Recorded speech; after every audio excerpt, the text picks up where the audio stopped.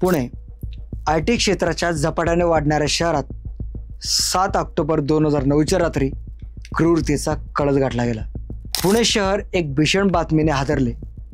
सिनेक्रॉन कंपनीत काम करणाऱ्या IT इंजिनियर नैना पुजारी यांच्या रेप आणि खुनाने. नमस्कार, मी लक्ष्मीकांत आणि तुम्ही बघताय सॉर्ट आउट. ती रोजच्या प्रमाणे कॅबने स्वारगेटला जाणार होती. कॅब नसेल तर ती हडपसरवरून बस पकडायची. साधारण 8 वाजता ती ऑफिसमधून निघत असे. त्या दिवशी ऑफिसमधून निघण्याच्या आधी तिने नवऱ्याला अभिजितला फोन केला होता. मी ऑफिसवरून निघाले. तिचा पती स्वारगेटला तिला रिसीव्ह करण्यासाठी थांबला होता, पण त्या दिवशी कंपनीची कॅब उशिरा निघणार होती, त्यामुळे तिने बसने निघायचे ठरवले.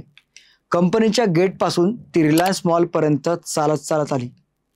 काही वेळाने मागून पिवळ्या पट्टीची कॅब येऊन तिच्याजवळ थांबली. ड्रायव्हरने कुठे जाणार असे विचारले. तिने हडपसर सांगितल्यावर ड्रायव्हरने होकार दिला. ड्रायव्हर त्याच्या बाजूला एक आणि मागे 2 जण बसले होते. ती पॅसेंजर सीटवर मागे जाऊन बसली. त्यातला एक जण पुढे मगरपट्ट्याला उतरला. पुढच्या सीटवरून आरोपी विश्वास मागे आला आणि तिच्यावर ओरपार होऊ लागला. तोंड दाबून धरले आणि तिच्या अंगावरचे सारे कपडे काढून टाकले. ती हेल्पलेस झाली होती. ती सीट खाली स्वतःला लपवू लागली. त्यानंतर ती गाडी हडपसरवरून मांजरी मार्गे वाघोलीला पोहोचली. वाघोलीजवळील शंकर मंगल कार्यालयाजवळ एक रिकामे पटांगण होते. तिथे तिघांनी तिच्यावर गँगरेप केला. नंतर त्यांनी तिच्याजवळील सामान तपासायला सुरुवात केली आणि त्यांना ATM सापडले. तिघांनी आपला मित्र राजेश चौधरीला फोन केला. त्याला सेक्स वर्कर मागवल्याचे सांगण्यात आले. चौधरीने आईला खोटी माहिती दिली आणि तत्काळ घराबाहेर पडला. नंतर मेडिकलवरून कंडोम घेऊन तो तिथे पोहोचला. त्यानंतर चौधरीनेही अत्याचार केला. काही वेळाने गाडी मरकड रोडला पोहोचली. योगेश राऊत आणि ठाकूर ATM घेऊन मोटरसायकलने विमाननगरला पोहोचले. ATM मधून त्या रात्री त्यांनी 16,000 काढलेत. वाघोली आणि खराळी बायपास जवळील आत्ताच्या दर्ग्याजवळ त्यांनी गाडीवरून बिर्याणी विकत घेतली. अर्धी स्वतः खाल्ली आणि उरलेली तिला खायला दिली. अर्थात ती अर्धमेली वेदनेने विवळत होती. तिने काहीही खाल्ले नाही. दरम्यान तिची पर्स चेक करताना तिचे सिनेक्रॉन कंपनीचे ID कार्ड त्यांना दिसले. चौधरी सिनेक्रॉन कंपनीचा सिक्युरिटी गार्ड होता. तो घाबरला. चौधरीने तत्काळ तिथून पळ काढला. मरकडकडून खेडच्या जंगलात ते पोहोचले आणि ओढणीने तिचा गळा आवळला. तिला मेलेली समजून तिला रस्त्यावर फेकून दिले. ती जिवंत असल्याने वेदनेने विवळली. त्यांनी गाडीतून परत उतरून मोठा दगड उचलून तिच्या डोक्यात घातला. ती मेल्याचे कन्फर्म करून ते लगेच तिथून पळाले. येताना त्यांनी पर्स आणि बाकी सामान मोशी नदीच्या पात्रात फेकले. नैनाचा पती अभिजित रात्रभर शोध घेतल्यानंतर येरवडा पोलीस स्टेशनला पोहोचला आणि मिसिंगची कंप्लेंट फाईल करण्यात आली. दुसऱ्या दिवशी तिचा मृतदेह सापडला आणि नंतर 301 व 302चा गुन्हा दाखल करण्यात आला. या घटनेमुळे पुण्यात काम करणाऱ्या महिलांच्या सुरक्षेबाबतचा मोठा प्रश्न निर्माण झाला.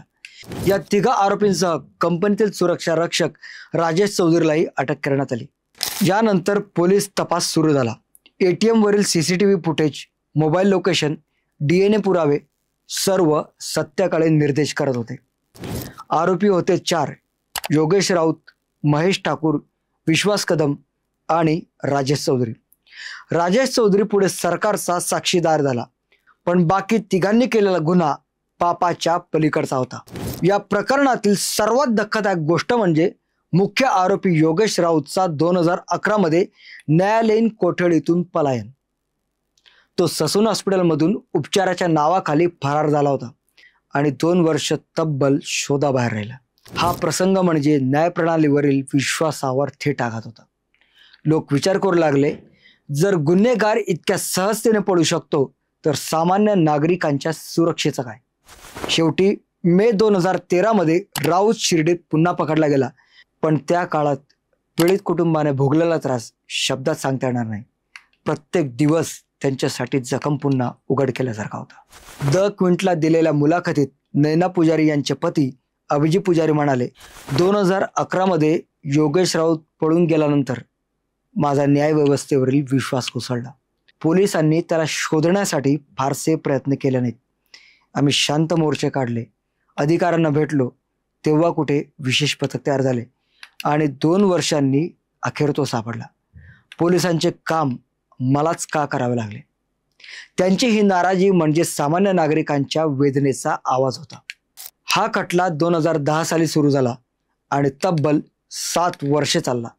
या काळात 4 वेगवेगळ्या न्यायाधीशांनी 50 साक्षीदारांची साक्ष ऐकली. अखेर 9 मे 2017 रोजी न्यायमूर्ती येनकर यांनी योगेश राऊत, महेश ठाकूर, विश्वास कदम यांना फाशीची शिक्षा सुनावली. विशेष सरकारी वकील हर्षद निंबाळकर यांनी या खटल्याला रेअरेस्ट ऑफ द रेअर केस म्हणून संबोधले आणि फाशी योग्य असल्याचे सांगितले. 2017 मध्ये शिक्षा सुनावली गेली असली तरी अद्याप बॉम्बे हायकोर्टाच्या मंजुरीच्या प्रतीक्षेत आपण सर्वजण आहोत. हा खटला अजूनही संपलेला नसला तरी समाजावर त्याचा खोल परिणाम झालाय. या प्रकरणानंतर पुण्यातील IT कंपन्यांनी महिला कर्मचाऱ्यांच्या सुरक्षेबाबत धोरणं बदलली. लेडीज ट्रान्सपोर्ट, GPS ट्रॅकिंग आणि नाईट शिफ्ट प्रोटोकॉल चालू झालेत. अनेक कंपन्यांनी पिक अँड ड्रॉप सेवा सुद्धा अनिवार्य केल्यात. समाजाने या प्रकरणाकडून धडा घेतला, पण आपण किती दिवस हा धडा लक्षात ठेवू हा प्रश्न अजूनही उभा आहे.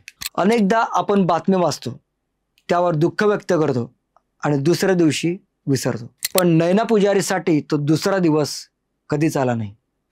या केसने दाखवून दिलं की न्याय मिळवणं हे फक्त भावनिक नव्हे तर मानसिक युद्ध असतं. कुटुंब, पोलीस, वकील सगळ्यांनी मिळून जर एकत्र लढा दिला तरच हे शक्य होतं. आजही रात्री उशिरा घरी जाणाऱ्या मुलींना घरच्यांचा फोन येतो, पोचलीस का? हा प्रश्न आपल्याला आठवण करून देतो की सुरक्षिततेचा प्रवास अजूनही संपलेला नाही. नैना पुजारी हे केवळ एका व्यक्तीचं नाव नाही, ते एक प्रतीक आहे महिलांच्या सुरक्षिततेचं, आत्मसन्मानाचं आणि न्यायाच्या शोधाचं. ती एक आठवण आहे जी झोपलेल्या व्यवस्थेला जागा करते.